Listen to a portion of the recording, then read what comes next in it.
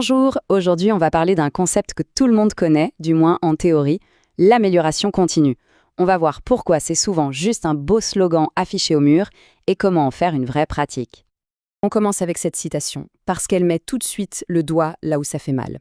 Chaque projet est une opportunité d'apprendre. Si on rate cette opportunité, on ne fait que repayer la même erreur, encore et encore. Et ça coûte cher. Et voilà la question qui fâche. Pourquoi est-ce qu'on a cette désagréable impression de déjà-vu, projet après projet? Si on s'améliorait vraiment en continu, cette question ne se poserait même pas. Alors, qu'est-ce qui coince? C'est ce qu'on va décortiquer ensemble. Allez, on attaque le cœur du problème. Le premier constat, il est un peu brutal.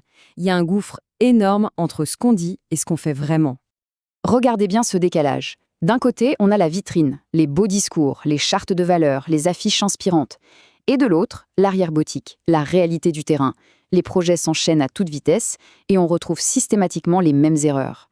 Les murs sont couverts de belles intentions, mais les habitudes, elles, ne changent pas d'un iota. Et c'est ça le fond du problème. L'amélioration continue cesse d'être une discipline, une pratique concrète, pour devenir une sorte de vœu pieux. C'est une bonne intention qu'on aime bien évoquer, mais qu'on n'applique jamais sérieusement. Alors, comment on sait qu'on est piégé là-dedans? Comment on détecte le problème? En fait, les symptômes sont assez faciles à repérer. Les mêmes retards qui s'accumulent, les mêmes conflits qui éclatent entre les équipes, les mêmes soucis de qualité qui obligent à tout refaire, les mêmes dépassements de budget. Ça vous dit quelque chose, n'est-ce pas? Quand ça arrive une fois, c'est un accident. Mais quand chaque projet bute sur les mêmes obstacles, ce n'est plus du tout un hasard. Et c'est là qu'il faut changer de perspective. On ne fait plus face à des incidents isolés, mais au résultat parfaitement logique d'un système qui est, d'une certaine façon, conçu pour produire ces erreurs en série.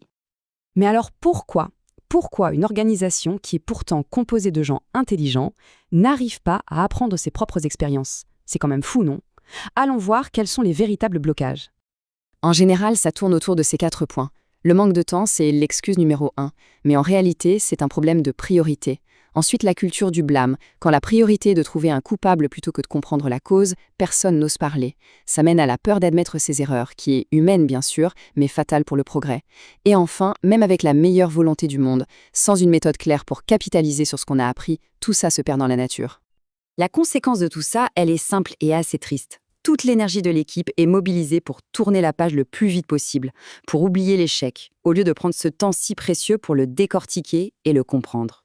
Bon, le constat est un peu sombre, c'est vrai. Mais alors, comment on s'en sort? La solution, elle n'est pas juste dans un nouvel outil ou un nouveau process. C'est d'abord et avant tout une question de courage collectif. Apprendre en entreprise, ça veut dire quoi concrètement? D'abord, c'est avoir l'honnêteté de dire là, ça n'a pas marché comme prévu. Ensuite, c'est oser questionner les décisions qui ont été prises, même si elles viennent de haut. C'est aussi prendre le temps d'écouter toutes les versions, surtout celles des gens sur le terrain. Et enfin, c'est l'humilité de reconnaître qu'on n'avait peut-être pas toutes les cartes en main. Et oui, ce processus n'est pas confortable. Il peut créer des frictions, il peut piquer un peu l'ego, mais c'est le passage absolument obligé si on veut briser le cercle vicieux de la répétition. D'ailleurs, il faut faire une distinction très importante entre 2 mots, archiver et capitaliser. Archiver, c'est la version passive. On rédige un rapport, on le classe dans un dossier et on l'oublie. Capitaliser, c'est tout l'inverse. C'est un processus actif. On extrait des leçons utiles de l'expérience, on les transforme en actions concrètes et surtout, on s'assure qu'elles seront appliquées la prochaine fois. Cette phrase dit tout. Le but du jeu, ce n'est pas de faire un beau rapport sur ce qui a mal tourné. Le but, c'est de faire en sorte que ça n'arrive plus. Une analyse, aussi brillante soit-elle, si elle ne débouche sur aucune action, n'a servi strictement à rien. Et c'est là que ça devient vraiment passionnant. Mettre en place cette culture de l'apprentissage, ce n'est pas juste une question de bonne ambiance ou de bonne gestion, c'est un véritable avantage stratégique et concurrentiel. Concrètement, ça pourrait ressembler à quoi? Imaginez ce cycle, tout simple mais hyper puissant. D'abord, on organise un débriefing après chaque projet. C'est non négociable. Puis, on se concentre, on ne cherche pas à tout régler, on identifie les 3 erreurs qui ont fait le plus de dégâts. À partir de là, on définit 3 actions correctives, claires et réalisables.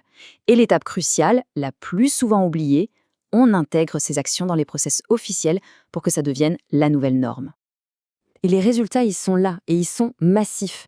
Une organisation qui apprend vraiment, elle va plus vite, elle fait moins d'erreurs, elle s'adapte beaucoup mieux aux imprévus.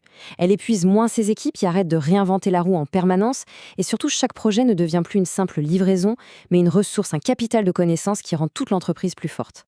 On termine avec cette pensée qui est assez directe.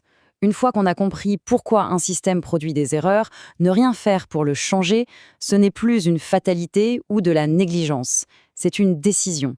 La vraie question est donc simple. Quel choix fait-on? Architect Training, l'amélioration continue, notre culture.